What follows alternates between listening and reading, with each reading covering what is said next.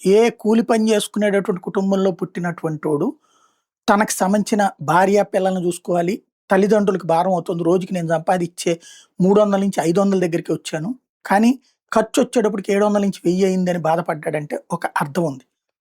కానీ ఒక ప్రభుత్వ ఉద్యోగి నా భార్య పిల్లల వరకే చూసుకుంటా, నా తల్లిదండ్రులను పట్టించుకోను అంటే, ఇంతకాలం వీళ్ళని పెంచి ఆ స్థాయిలో కూర్చోబెట్టిన తల్లిదండ్రుల బ్రతుకేంటి? వాళ్ళిప్పించిన చదువు కావాలి, వాళ్ళిప్పించినటువంటి ఖర్చులు కావాలి, వాళ్ళు చేసిన పెళ్లి కావాలి, వాళ్ళిప్పించినటువంటి ఆస్తి కావాలి. కానీ వాళ్ళకి మాత్రం మనం తిండి పెట్టమంటే ఎట్లాగా? రేవంత్ సర్కార్ ఇప్పుడు అదే చెప్పింది. మొన్న రేవంత్ చక్కటి ఉపన్యాసం ఇచ్చాడు.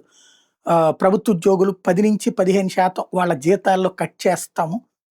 యాక్షన్ తీసుకుంటాం అన్నటువంటి. అది చట్టం చేయడం ముఖ్యం. ఆయన చేస్తే దేశవ్యాప్తంగా అందరు ముఖ్యమంత్రులు చేస్తారు. సచ్చినట్టు అప్పుడు బిగిన్ అవుతుంది. దానికి ఆద్యుడు ఆయనే అవుతాడు.